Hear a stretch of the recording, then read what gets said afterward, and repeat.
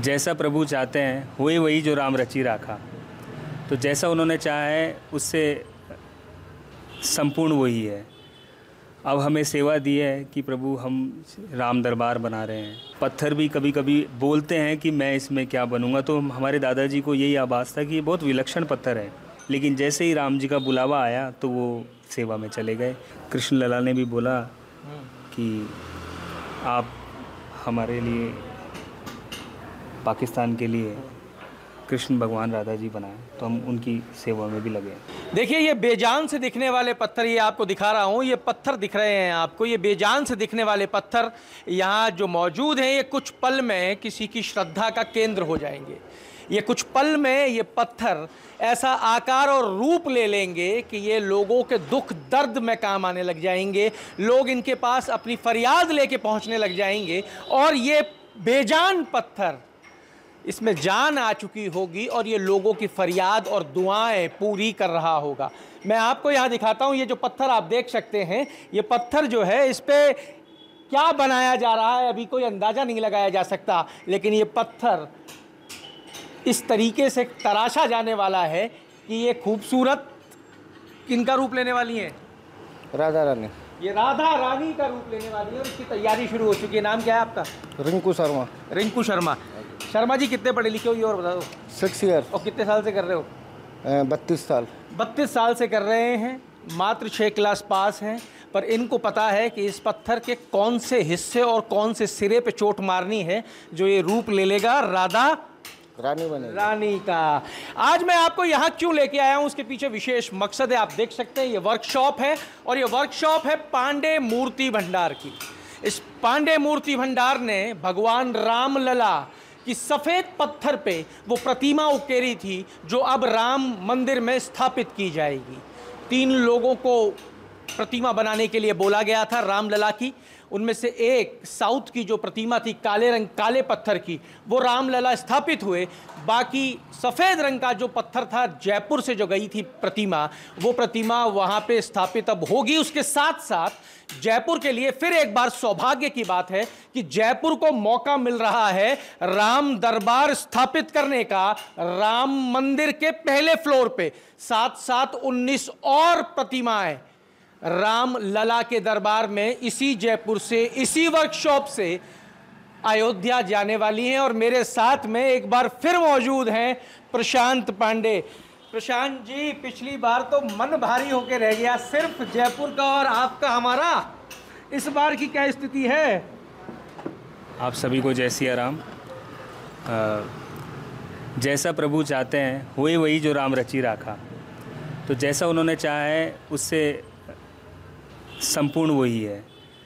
अब हमें सेवा दी है कि प्रभु हम राम दरबार बना रहे हैं, भगवान की मूर्तियों के कार्य में लगे हुए हैं। तो हम बड़े मन लाड़चाव से जैसे उधर सेवा करते आए रामलला की, अब राम दरबार की सेवा में लगे। तो ये राम दरबार जो है वो कहा जा रहा है कि फर्स्ट फ्लोर जो है, पहला तल जो है, उसके ऊपर स्थापित होगा। इसमें कौन कौन होंगे, क्या रंग की मूर्ति होगी? ये श्वेत रंग के संगमरमर की मूर्तियां हैं और इसमें राम जी का पूर्ण दरबार है। अब ये रण जीत के आए हैं और अब पूरा दरबार सजने वाला है, तो ये दिवाली का मौका है। आपने एक अच्छे शब्द का इस्तेमाल किया कि भगवान राम रण जीत के आए हैं, तो मतलब कहीं ना कहीं ये भी है कि हार के जीतने वाले को बाजीगर कहते हैं। तो पूरा राम दरबार सजाने का मौका ही आपको मिल गया है। ये प्रभु की ही मर्जी है, ये उनकी ही इच्छा है, जिसलिए पांडे मूर्ति भंडार को उन्हें हमें चुना कि हम उनकी भक्ति का और सेवा करें और हम तपस्या करें, तो उसी में लीन है। पांडे मूर्ति भंडार को तो मेरे को लगता है कि कई साल पहले ही आभास हो गया था कि कुछ करने जा रहे हैं। देखिए आपको बताते हैं, एक 2 टन का पत्थर था, कहानी इन्हीं से सुनवाऊंगा पर आपको जानकारी दे देता हूँ। एक 2 टन का पत्थर था। ऐसे पत्थर सफ़ेद बहुत कम मिला करते हैं। उस 2 टन के पत्थर को इनके पूर्वजों ने ये कह के अलग निकाल के रख दिया कि इसका कोई उपयोग नहीं होगा, एक दिन राम मंदिर बनेगा और भगवान राम की जो मूर्ति उकेरी जाएगी उसी 2 टन के पत्थर पे उकेरी जाएगी। यही था ना साहब किस्सा? किस्सा क्या है वो आप बता दो। बिल्कुल, मतलब उनको, मतलब क्या अपने आप में अनूठी शक्ति है पत्थर भी कभी कभी बोलते हैं कि मैं इसमें क्या बनूंगा, तो हमारे दादाजी को यही आभास था कि ये बहुत विलक्षण पत्थर है। फिर भी खूब ट्राई किया कि हम उनको कैसे सुलझाएं, किस तरीके से काटें, उसमें किस तरीके से यूज़ करें, पर हम हमेशा विफल रहे। लेकिन जैसे ही राम जी का बुलावा आया तो वो सेवा में चले गए, तो शायद वो वहीं के लिए बने हैं और सब उन्हीं की लीला है। राम दरबार तो आप स्थापित करो, साथ में 19 और प्रतिमाएं जो हैं वो बनाई जा रही हैं, राम मंदिर के लिए ही बनाई जा रही हैं। कौन कौन सी होंगी? जी, परकोटे की मूर्तियां हैं और सप्तऋषि की मूर्तियां हैं। तो उसमें अपने गणेश जी, हनुमान जी, सूरज भगवान, दुर्गा माँ, अन्नपूर्णा माँ, ये सब मूर्तियां हैं।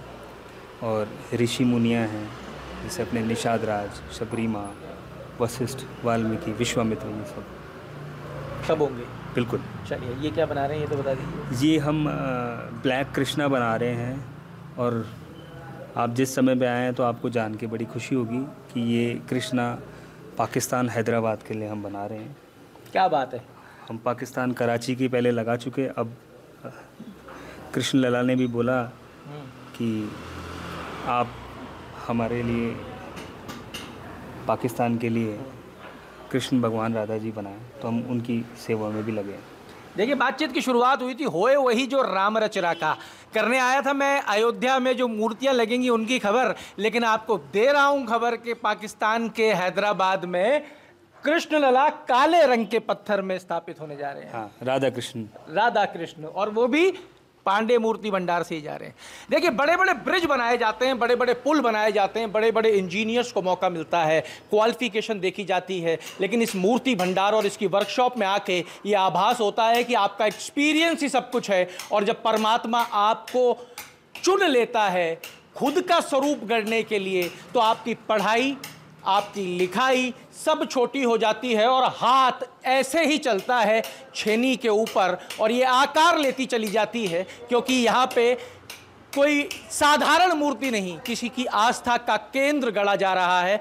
एक बार फिर हम आपको जयपुर को सौभाग्य जो मिला है उसके विषय में बता रहे हैं कि रामलला दरबार और राम मंदिर में 19 और प्रतिमाएं स्थापित होंगी, वो यहीं जयपुर पांडे मूर्ति भंडार से जाएंगी और पाकिस्तान हैदराबाद में काले पत्थर से स्थापित होंगे भगवान श्री कृष्ण और राधा। तो जुड़े रहिए हमारे साथ। अमर उजाला के लिए जयपुर से मैं आशीष। अगर आप ये वीडियो YouTube पर देख रहे हैं तो हमारे चैनल को सब्सक्राइब करें और बेल आइकन को दबाना ना भूलें। अगर आप Facebook पर ये वीडियो देख रहे हैं तो हमारे पेज को लाइक करें।